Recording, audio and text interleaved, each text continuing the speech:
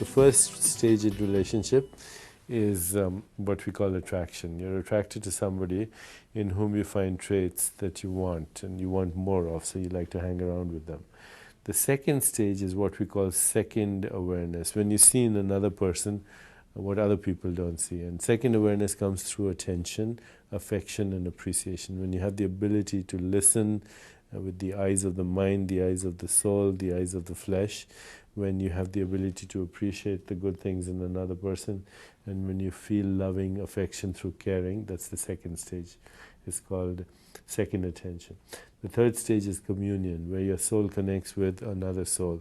It's based on equality, it's based on empathy, it's based on non-judgment, it's based on integrity and telling the truth.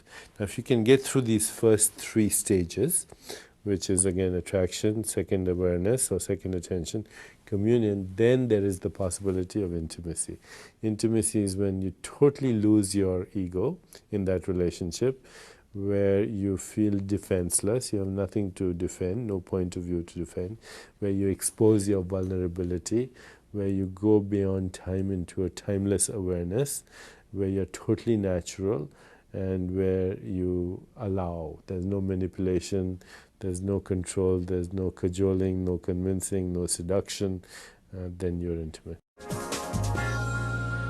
Pleasure is not the same thing as happiness. Having fun can give you a temporary degree of satisfaction, but not fulfillment.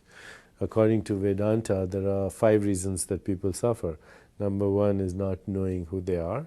Number 2, grasping and clinging, and that which is impermanent. Whatever you have fun with is very transient, it goes. Number 3 is being afraid of what is transient and impermanent. Number 4 is identifying with your ego, which is again the hypnosis of social conditioning, the collective convincing hallucination. And number 5, the fear of death.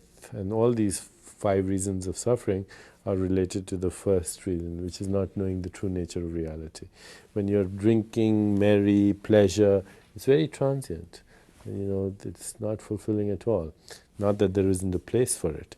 Now, when people feel actually the intoxication of love, which is very different from just transient pleasure, you'll find that their body makes serotonin, opiates, oxytocin, dopamine all at the same time.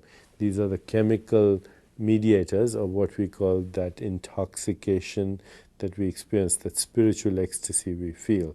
But that it's a simultaneity of biological responses. There's no drug that can do it, no pleasure that can do it.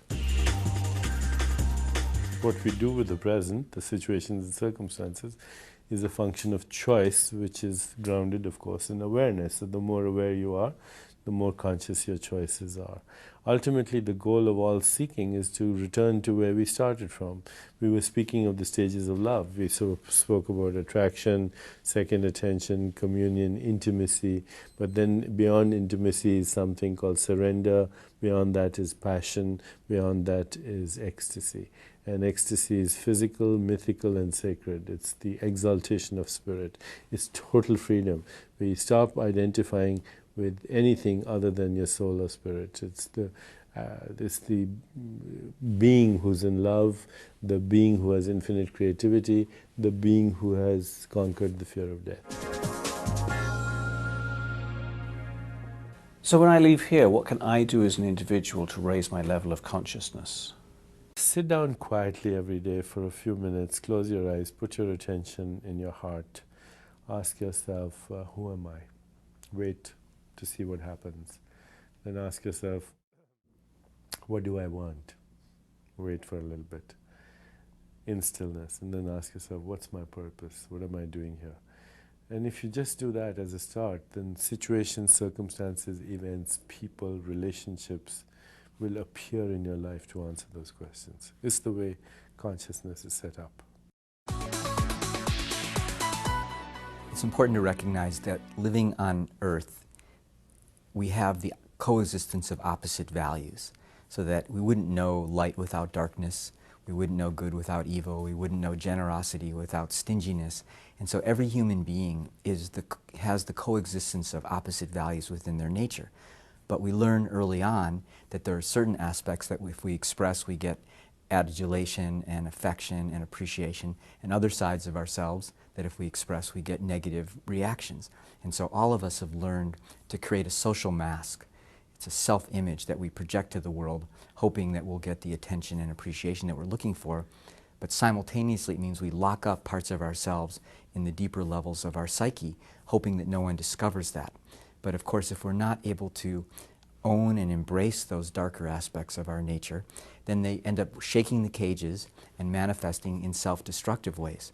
So we see it all the time in the political arena, where someone who is very against some particular behavior and is the first to throw the stones is usually the same one who later on turns out to have been doing the same exact behavior. And so there's an opportunity to acknowledge our shadow by just being aware of who are the people that you respond to in a very strong emotional way. We say that those that you love and those that you hate are both mirrors of yourself. Those that you love are looking in the mirror and seeing something that you want to see, and those that you hate are looking in the mirror and seeing something that you don't want to see, so you project it outwards rather than accepting it internally. So whenever you find somebody or someone that you're reacting strongly against, the question to ask, if you're interested in uncovering the shadow, is what is it about that person which is really reflecting back something about myself? At first you might say, oh, there's nothing about me that's like that person. But if you look deeper, you'll usually realize that there's some part of you that actually is resonating with that person. And if you begin to own it and embrace it and have a conversation with that, you'll find that you're much less reactive when you see it being expressed externally. So, you know, if you get irritated consistently because someone is disorganized, it probably means there's a part of you that's actually very fearful of being disorganized yourself. When you see someone else getting away with it, it triggers your shadow saying, let me out. Why does that person get to express it? As soon as you address the fact that there's that part of you and maybe give it an opportunity to occasionally not have every single page on your desk perfectly aligned, not always have your bed perfectly made when you leave, but to be a little bit disorganized, then your shadow isn't feeling so disempowered, and then you won't find yourself reacting so strongly to people outside of yourself. So could you tell me a bit more about how you'd need to accept that and embrace that side of you to be whole?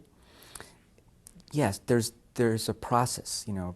There's a process of uncovering and then embracing the shadow, because every so-called negative aspect of our personality at some level serves a positive role. So if there's a part of you that seems to be quite cynical, that would most likely be a shadowy aspect of some fear-based behavior. But that cynical aspect of you came into your life at a time where it was protective on some level.